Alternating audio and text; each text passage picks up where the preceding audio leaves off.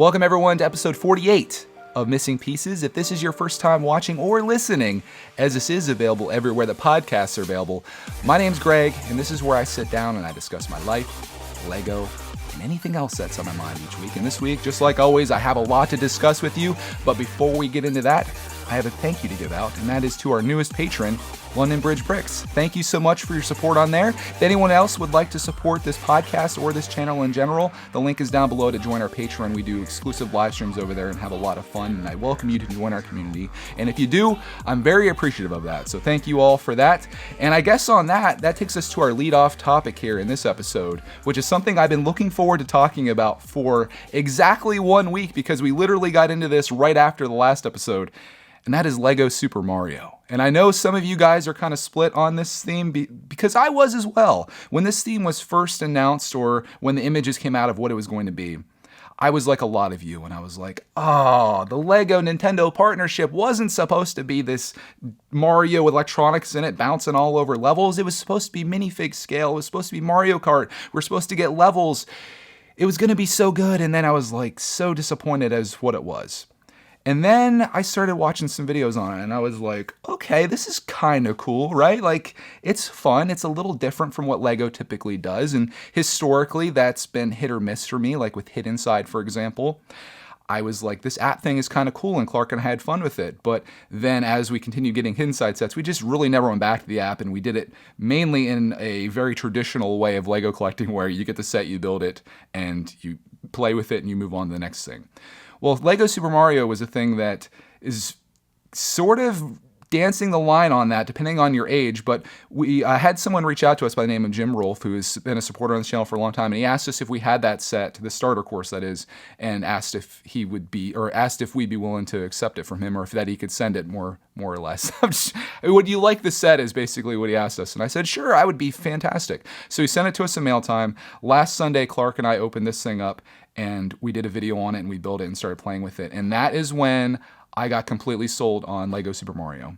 When I saw Clark start playing with the set and the fun that he was having with it. Not only the day that we did it, we did the video where we set it all up, and he even got into doing the digital instructions, which is something that I've resisted for so long because I'm old, and I'm just like, give me my paper manual and make sure it's not folded. And I don't know, this was different. You have to use the iPad and the app for this, and you have to build from that, and then you play the game through that.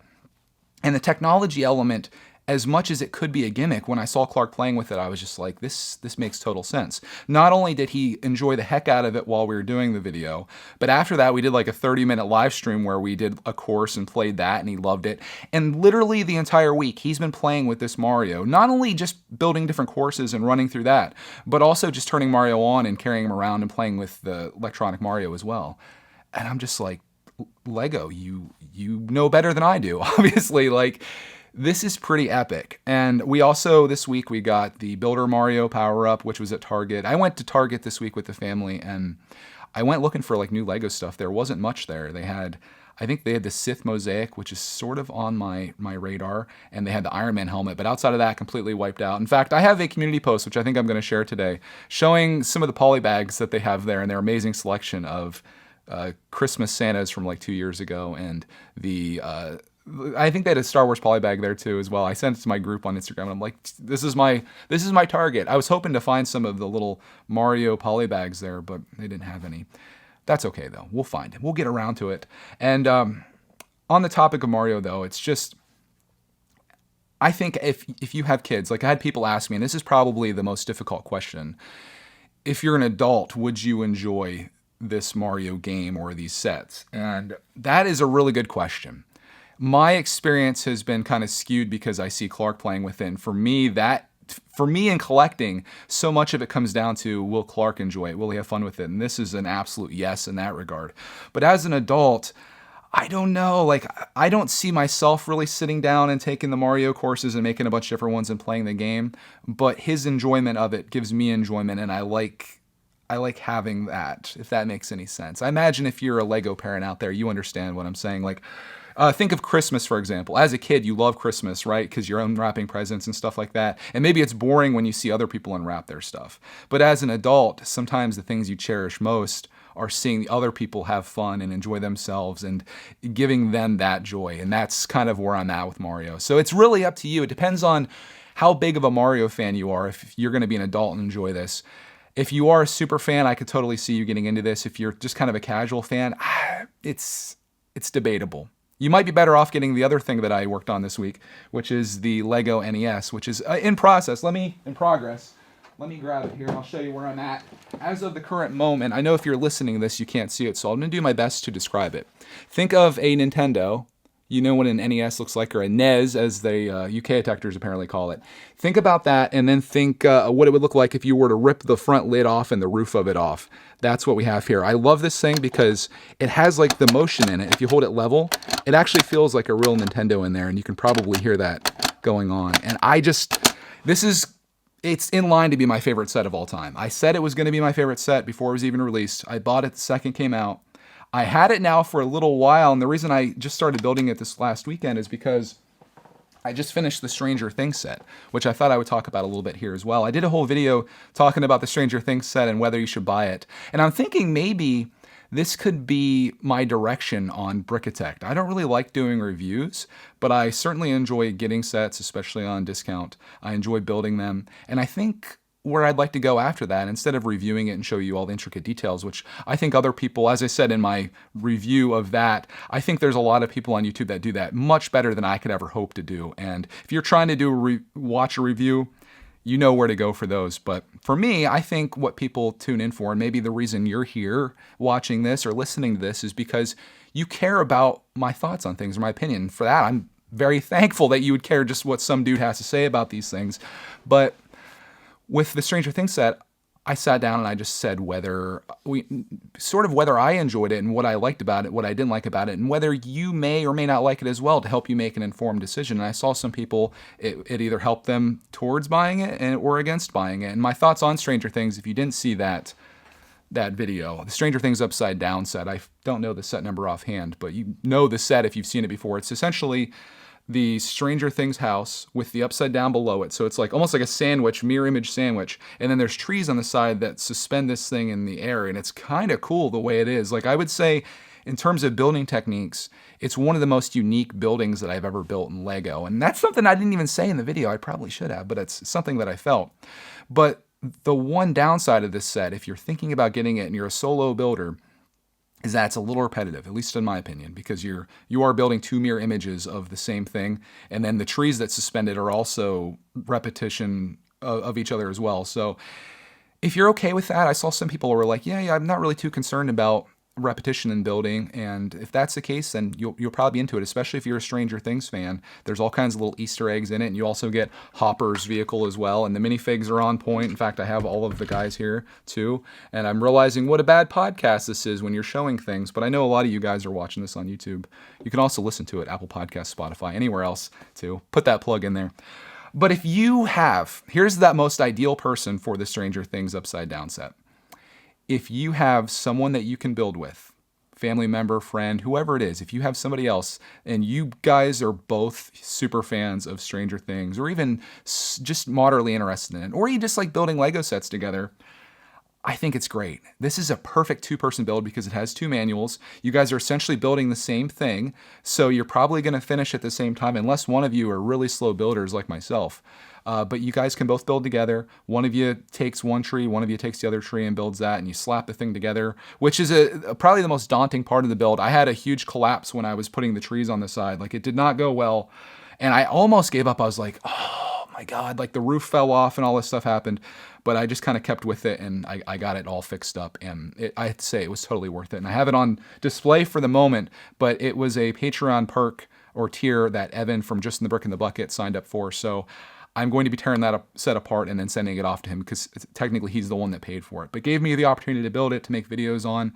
And for that, I thought it was really awesome. And I really appreciate him for doing that, because it gave us, Clark and I, a lot of entertainment, and hopefully you guys a little bit as well. I built a good bit of it on the Patreon streams that we do too. You didn't see too much of it on this channel, because I don't know. I don't find like sitting down and building on building sets to be that interesting for people. I think you kind of want to see, I think most people, in my experience, at least from looking at what people are interested in on my channel is they want to see what I got like in hauls and know like what I paid for it and the backstory. At least I hope so, because I love sharing the story behind all of the stuff that I buy. And then you like seeing the finished product and then my thoughts on it. So that's kind of those two things. And the middle part is kind of like the boring part. Although there's somebody out there right now that's like, Greg, I would love to see you build that live. And, you know, I'll try to do more of that, but we're doing the best that we can here. My life's about to get a little more complicated now with Clark Man. He's going to be going to school on September 1st, which I think isn't this Tuesday, but the following Tuesday. And it's going to take some time because I'm now homeschooling him, at least for the time being, maybe for the whole year. And that's going to take time out of each day. Plus, I'm now going to be doing more house stuff as well because Mrs. Brickitect is going back to work as well after 6 months of being home. So it's going to be a little complicated. I'm definitely committed to a lot of stuff in my life, whether it be content on Greg's World, which I do daily, basically. Content on Brickitect, which I do daily, basically. Multiple Patreon streams each week, which I do every single week. You have these podcasts that I'm doing, not only this one, but Bricks and Brits. And I have a lot on my plate, so I'm going to do my best to kind of balance all this. But I will say historically, that has been my biggest struggle, and I've talked about it in many episodes here, finding balance in life, because it's very hard to do when you're passionate about something and you love what you do. It's hard to step away from that and find that point where it's like, okay, where is the line here? Should I really be spending 21 hours a day in my studio working on stuff? It's going to be tough, but I'm going to do my best to keep making content for you guys. Missing Pieces is never going to end as far as I'm concerned. I love doing this. I've had someone reach out to me and they're saying, I hope you never get sick of doing Missing Pieces or give up on it. And I'm like, no, I know how much I love this, and I know there's a lot of people out there that enjoy this as well. So this is always going to be a thing. Will there always be daily content on Brickitect? Maybe not, but the content that you do see is going to be something that I'm proud of, and I refuse to do something just because I have to put it out. It's going to be quality over quantity, and I think that's, if I had to recommend a few tips to other Lego creators out there, I always get asked, here's what my advice for you. Be consistent, make videos that you're proud of, and go for quality over quantity if you can. Don't just be like, I'm going to make a video today because it's Tuesday, right? Like, make a video because you want to make a video.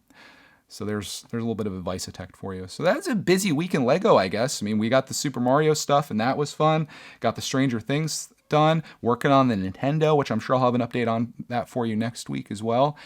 It's been going really well. I've just been really satisfied with what I've been working on with Lego. Like, everything seems to be just hitting with these things because it's just all so good. But yeah, it's been fun. Takes us to our next topic, which is just a quick one. This is some studio updates, some things that I've done. The one thing that I did, I don't even think you can see right now because I don't have any lights on in here. It's just the natural light coming in from the window plus this lamp, which if I turn it off, you can see. Makes a little bit of a difference. I have a Missing Pieces poster up over there. If you go to my community tab, if you're listening to this, or even if you're watching it, you can't see it, you can see my poster that I put up. It's something I ordered from posterburner.com. I had people asking where I got it. Same people that did my poster for the Brickitect, the old Brickitect studio, the one that was in the background of all of our videos. I think it was just under $30. It's in a cheap frame from Walmart. I took some of those command strips or whatever they are, and I stuck it to the back and put it on my door. And it was supposed to look good. I have to work on the lighting here if we're actually going to be able to see it, but it is what it is. Also, in addition to that, I built a second one of these gray tables that you see here. I've had people ask me about my tables as well, where I got them and how much they were. I got this one from Wayfair a few months ago, and I think it was about $400. There was an issue, and I think I talked about this before. There was an issue with the one table that I got had some dents and scratches on the top of it. Two of the three wooden pieces across the top were damaged. So I sent them an email asking for replacements, and they just sent me a whole new table and didn't have me return the old one. So it's been sitting in our garage for maybe 2 months now, and I was like, well, I might as well build it. Like, even if it is dinged up or whatever, if I have Lego scattered all over the top of it, no one's going to be able to tell anyway. I just felt like at the time I could have gotten away with it, but I spent what I considered to be a good amount of money. Maybe you've bought more expensive tables in your life, but I was like, I spent $400 on this, and just because you packaged it like a bunch of goofs doesn't mean that I should have to deal with scratches or dings on it. So I had them replace it. Now I have 2 tables, and I can make like a long one. I can make a square one. I could have one over here, one over here. I could have like 2 different studios essentially, or even 4 really. The more that I'm thinking about this, like I have a table behind me. I have a desk here. I could put a desk over to my right, just down this way, and I could have another desk behind there. Then I've got brickitect. That's 5 spaces. I could have sets. Wouldn't that be cool? Green screen behind me. I could be sitting on the beach right now talking to you guys, Missing Pieces. big thing. It's life goals, right? I don't know. I'd love to actually be there, but if I could do a green screen and make that happen, I think we could have some fun with it.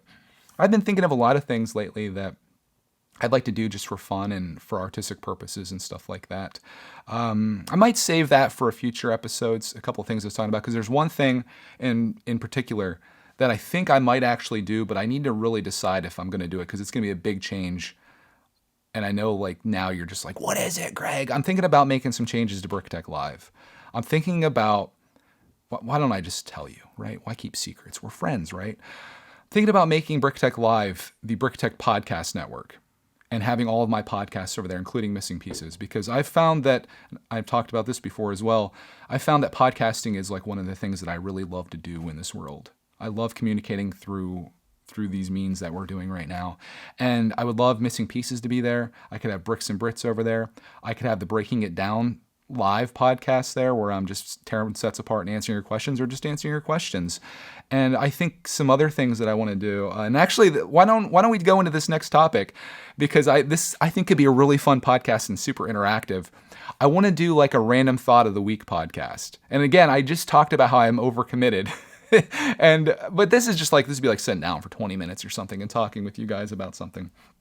But like random thought of the week, either one of my own or something that you guys have out there. And my thought of the week this week was, what's one thing that I could add in my life that would make my life 10,000 times easier or much easier? And I started thinking about that. I'm like, what could I do? Like, you can think of all the miscellaneous things you could buy, like whether it's a product or a service or whatever. What's one thing? And I'm going to put this out to you. I'd like this to be in our feedback for next week. For you, before I tell you what my thing is, what's one thing that you could add into your life, whether you buy it or do it or whatever it is, that would make your life easier? For me, I'll give you my answer as you're typing yours. Mine was if I could hire a housekeeper or a chef or one that did both. Because I think about how much time I spend and how much I hate cleaning up, like whether it be after myself or making food and stuff. And I thought about how much time I would have in my life if I had someone that would like clean the house or to make dinner or whatever. And I was like, man, that would be like an absolute game changer. I know many of you guys would be like, well, if I had a mansion and all this stuff, but I'm just talking about like one thing. And I think that I could actually pull this off. I don't know what it costs to have like a housekeeper come in. And it's also kind of embarrassing and awkward. Like, it's not like I have a real job, and it's not like I can't actually do the house cleaning myself, but I'm like, what if I did have someone come in once a week or whatever and did like all the vacuuming, all the dusting, all this stuff. And I used that time to make another podcast or make another video. I thought this way in the past, like, think about this. And this might alienate some people from me. And I understand that, because you're just like, Greg, you're out of your mind. You got to focus on what you do well. And whether it be podcasting or making videos, I want to say that is probably the thing that I do best in this world. And it's where people find the most value from me. How much time are we at? We're good. Thinking in that line, does it make sense for me to spend an hour today cleaning the house? Or does it make sense for me to spend an hour today making a video? And I guess the answer to that question comes down to, can I make more money off of that video than I would make off, or than it would cost me to have the person come in and clean our house? That is the question. And probably the answer to that is no. I can't imagine that it would be that cheap to have somebody come in and do that for an hour. But it's that line of thinking that maybe helps you drive your decision making, especially when you're self-employed. Like, don't focus you only have so many hours in a day, right? And that's even shrunk down now with Clark Mann and being his teacher and all the other responsibilities. But like, you only have so many hours in the day. Where should you focus that time? And this doesn't come down to laziness or anything like that. It's not like while the person's cleaning my house, I'd be sitting on the couch like watching TV, which would be very awkward. I would probably be down here working in my studio. I guess in some ways I'm sort of doing this right now because we have people that come to mow our grass each week. I used to spend probably 2 hours a week mowing our grass at our old house, which was actually a great time because I would sit and listen to podcasts, and I really enjoyed that experience. And I certainly would still enjoy that experience, but our backyard after a ways slopes down like crazy. And I don't feel comfortable riding a riding mower on that. In fact, we even called a few people to come out to mow to get estimates. And there was one guy that said that he wouldn't even do it. So with his business. So we do have people come out each week that mow our grass. And I was thinking how much time I've saved this year by not having to mow grass and all of the extra stuff and content that I've made for you. So it's kind of just taking that line of thinking and expanding it to other other parts of my life. And I'm sitting here right now debating whether to cut this out of the podcast entirely. This definitely wasn't on the topic list, but something that's been on my mind, and I'm definitely curious to hear what your feedback is on it. Are you going to be like, Greg, I actually think that makes sense. Like, you could focus more on the things that you do for a living or the things that you enjoy. Have someone else come and do that. Again, if the financials worked out on it, it would make sense to do. But on the other hand, you could have the people who are like, Greg, you can't even empty your own dishwasher. You can't vacuum your floor. You can't dust. Like, what's wrong with you? If I have a job where I go for 60 hours a week and then I come home, take care of my kids, and I do that stuff, why can't you? And that's why I worry about putting stuff like this out here. Sometimes people are a little harsh in the comments, and they definitely love to put their opinion out there, whether it's invited or not. But in this case, I do invite your opinion. Let me know what you guys think about that. We'll share some of this in next week's episode, whether it's good or bad. That takes us to our next topic here, which is a little bit of Greg's World stuff coming over here to Brickitect. I had someone in last week's comments ask me about the HelloFresh meals and the videos from that. And I'm sad to report that we have canceled HelloFresh. It's one of those things that we joined up just to kind of learn some new cooking techniques. I had no plans of being on it forever. It's actually kind of an expensive program where it's, I think, almost $100 a week for 3 meals that supposedly feed 4 people. And that's expensive when you could go to the grocery store and, like, I look at some of the meals, and this is kind of what took us out of it. Like, this was the final straw. Our last meal that we got from them were these chicken cutlets. It was like 4 chicken cutlets, very small. And along with that was a bag of coleslaw, or actually a bag of cabbage that you turn into coleslaw, and some Pillsbury dough biscuits in a can.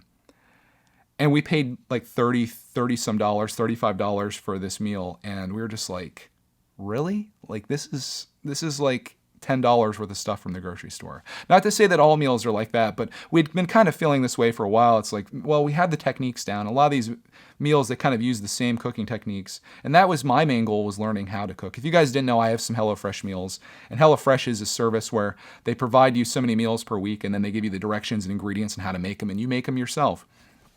And after a while, you kind of get down with it. We started to get a little bored with it, even though the meals are a little different. It's kind of like the same thing each week, and it's, again, expensive. So that last one was just like, okay, let's just cut this off. Let's use the techniques that we learned, and we'll start making our own meals and stuff like that. So no more HelloFresh meals, unfortunately, but there may be some Greg cooking videos, though, because I am taking that back over now that Mrs. Brickitect is going to school. But I think I'm going to try this thing out where I'm going to try Crock Pot Meals. I love Crock Pot Meals, or slow cooker, I think some people call them. I love these meal ideas because you can make something and let it cook all day, so it's not a lot of work, but it turns into something really delicious, and you can have leftovers from it. So Clark and I can have it for lunch, or we can have it the next night or whatever. So I'm kind of looking into that, and I might get some recipes for that. In addition, I also bought an air fryer a few weeks ago and have been having a lot of fun with that as well.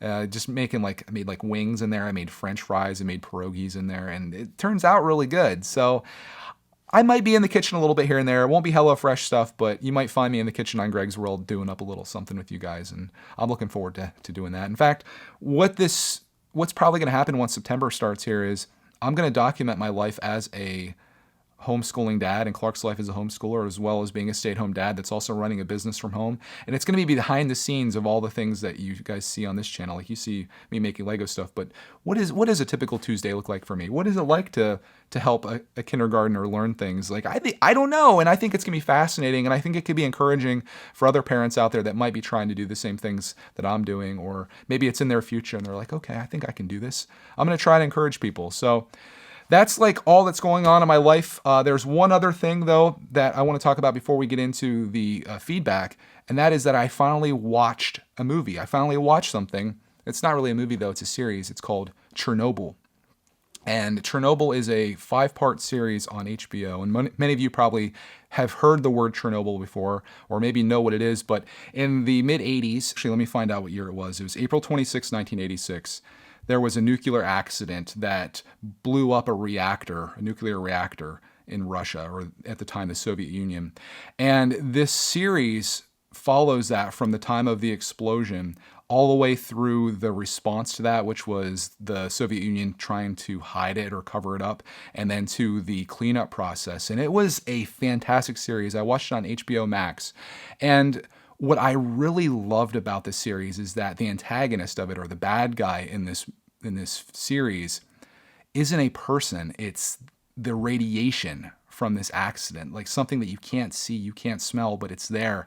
In fact, like it felt so real and so scary, because when this explosion happened, they had firefighters go in and try to put this out, which is just crazy to think, because the reactor literally exploded and is spewing radiation everywhere. These firefighters go in and start putting it out, and the one guy picks up this rock, which turns out to be graphite. And graphite is what lines the inside of the reactor, which is super radioactive. He picks it up and it like burns his hand right away. And this guy goes on in just like a short period of time, and he just, not like while he's out there, but he goes to the hospital and he just disintegrates essentially. Like this radiation killed him. And the worst part of that is like his wife came in there too, and they told her not to be in there because they knew the radiation was present, but she snuck in or insisted to be in there, and she was pregnant at the time, and it's just not a good thing. One of my favorite scenes from the movie, or one of the most like tense scenes from the movie, was the fact that where this reactor exploded, it shot that graphite all over the roof of the building. And they tried sending in rovers and unmanned machinery to go in and try to get that graphite off, essentially to push it down into the reactor so they could cover it and contain this, because essentially this is like nuclear bombs or atomic bombs going off over and over again every hour of the day, and it's uninhabitable. So they need to do something to recover from this. And they tried setting up these unmanned rovers to go in and push this graphite in. And when they got up there, the electronics would shut off. They couldn't do anything. So what they decided to do, the Soviet Union decided to do, and this is just wild, they decided they were going to send men up there with a shovel in their hands. They would go up to a door, and they literally had 90 seconds to run outside, shovel up a piece of graphite or other debris, run over to the side and throw it off and get back out of there. If you're out there any longer than that, it was going to kill you, essentially. Like the effects of radiation, it can be a couple things. Minor doses of it can cause cancer, and then extreme cases of it can literally kill you, like the firefighter example. So these guys, can you imagine being one of these guys that signs up to go up there with a shovel in your hand? You literally bust through the door outside, you pick up a shovel load, run over, dump it, and then you run back out and hope that you're not going to die. And they had all these people do this. Couldn't imagine. But Chernobyl is still a thing. It's still radioactive. You can go there now. They have tourism there, which is kind of crazy that you would want to go there. But it's kind of cool because you get to see a city that's like life after people. This is like a modern day city that was just evacuated. Everyone's gone. In fact, like the response to that, like Russia's response or the Soviet Union's response to it was pretty terrible. Like they didn't want to admit fault. The cause of this accident was twofold. It was the operators in there. They weren't very good. They were fairly new in the job. And there was also some issues with these rods that were supposed to be made of boron, and they cheaped out on the tips of these rods that were supposed to stop a meltdown from happening. So you have cheap products and you have these guys that aren't educated on these things, and it creates a disaster. And they were running a test where they were powering down the unit, and it created these conditions that it caused an explosion that impacted a lot of people. So if you do get a chance to watch that series, it's on HBO Max, and it's fascinating. So I watched that and was just blown away by it. But now I'm moving on. Right now I'm starting to watch another series on HBO Max called Band of Brothers, about these paratroopers from World War II, and that's, I think, a 10-part series. So I don't know if I'll have that done by next week, but I'm anxious to tell you how I feel about that as well. I've heard it's really, really good. Let's go on now to the listener or viewer feedback from last week, and let's start this off on a little bit of a lighthearted note after talking about World War II and nuclear reactors and explosions for the last several minutes. Let's go on to Evelyn Sweden's comment, who's commenting on the pressure washer discussion from last week. She says, when the dust piles up on your Lego, pressure wash it. Evelyn, I think you just gave me an idea for a future video. Pressure washing Ninjago City? Would you guys want? No, I don't want to do that, but that is funny. Next one comes from the Upside Down Brick, who says, I want someone to talk about me the way Greg talks about Rogue and Craggle. And I thought that was funny too. He's referencing our Bricks and Brits podcast that we started last week, and I talked about that for a bit. Next comment comes from Els Flint, who says, I love that phrase, certificate of appreciation. That's lovely. However, it just dawned on me that I'm not really appreciated enough. This next one here is from Our Brick Life, and this one got me a little concerned at first. He says, hey Greg, another great podcast this week, but I'm afraid I have some very sad news. Cue the sad music. Enya, anybody? No, We can't. I have been watching or listening to Missing Pieces since it was in single digits, and for a long time it has been my number one podcast to listen to every week, but I'm afraid it has now dropped to number 2. I've discovered a fantastic new LEGO podcast with a trifecta of characters at the helm who have such great camaraderie together. I find it even more relevant than that of just another LEGO dad because it includes a couple of British guys in the mix. Of course, I'm talking about Bricks and Brits with you, Rogue and Craggle, and which has become my number one podcast. Love the new show, and your cohorts are a great couple of guys who I'm glad you managed to bring together for this project. Thank you so much for that awesome comment. What a well-written response from our Brick Life.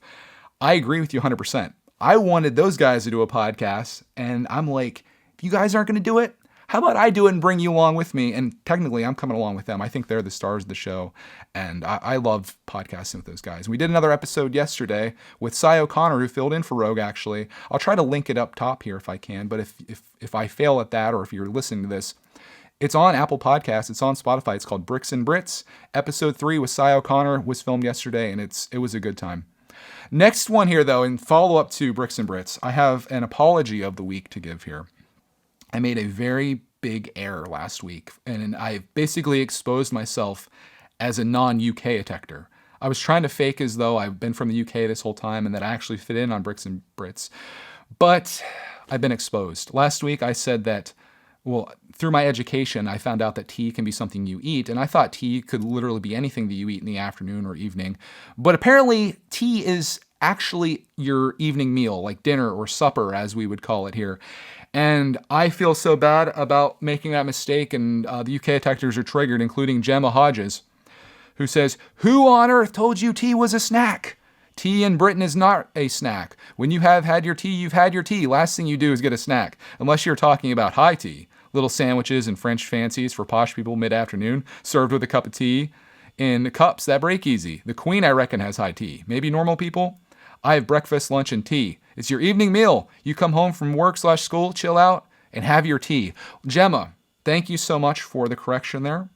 I will never forget that tea is your dinner for the night or your supper. Next thing, we have some LEGO history ideas. I talked about this new series that I want to do called Fake LEGO History, and Tracy gave me the first idea here for a topic. She says, LEGO history idea, the piece that prevented World War III. I like that idea. Welcome back to Fake LEGO History with Ivan Von Lego. This is the piece that prevented World War III. And we have another one here from Bricking Outside the Box who says, Fake LEGO history prompt, one LEGO piece that kept a whole town/city from being flooded. I like that idea as well. I think I'm going to use both of those. If you guys have any other prompts that you think I could use for Fake LEGO history and then just have a piece come out. Essentially the way it is I have a piece or like a Lego brick or whatever, and I talk about the history of that piece that's completely inaccurate and have a good time with it. So if you have any other ideas, throw them out there. I've got 2 already, which is fantastic. But on that, we're going to finish this episode off with some wins of the week. I picked out as many as I could find, and we're just going to go in rapid succession here for some wins, starting with Rex the Reviewer, who says, I think my win of the week was probably playing Minecraft with my friends after a few months, and it's been great. Next one, we have John, who says, my win of the week this week was that I got to help my dad make custom shelves for my Lego. Another thing is, I would love the live breaking it down. I love the one you did a few months ago, and it was amazing. Well, thank you. Maybe on the Brickitect Podcast Network. Next one comes from Jay Brick, who says, my win of the week is spending 2 days with my grandma and grandpa. Next we have Joel, who says, my win of the week was finishing inventorying my UCS Millennium Falcon junk build, and I even ordered the parts I was missing. I was only missing 538 parts. That's impressive, my friend.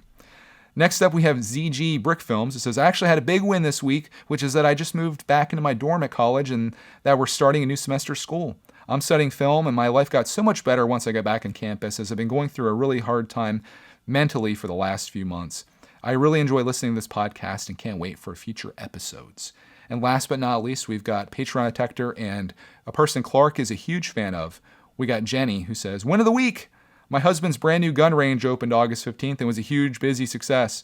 As a wife, I'm so proud of my husband. He had this dream for years, and with all the years of planning and a year of building, it all came true. And just like that, my friends, all of your dreams can come true if you just work hard enough and long enough at it. Time and pressure will make anything that you want become a reality, and you're looking at it right now. I made YouTube videos for years and years because I was passionate about it. Before that little glimmer of a little spike happened, and ever since then I just ran with it, and that's where we're at today, for the fact that I can be sitting here and talking to you like I am, and have the people that care enough to be sitting here all the way through this podcast to be where you're at right now. I'm very appreciative of it.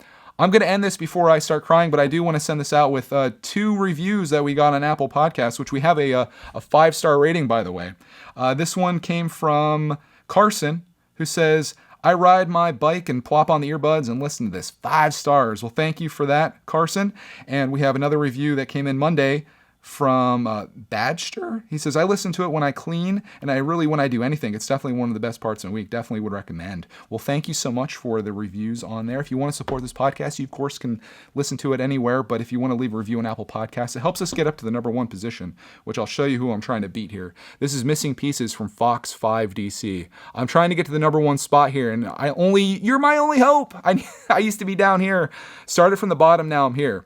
And I'm trying to work my way up there. So thank you guys for supporting us on there. You of course can leave feedback on this episode that I could cover next week. I think it makes the podcast like 20,000 times better having you guys as a part of it. You can join us on Patreon. You can leave a like, leave a comment, whatever you can do to help us is greatly appreciated. And I guess on that, we'll find you all in the next Missing Pieces.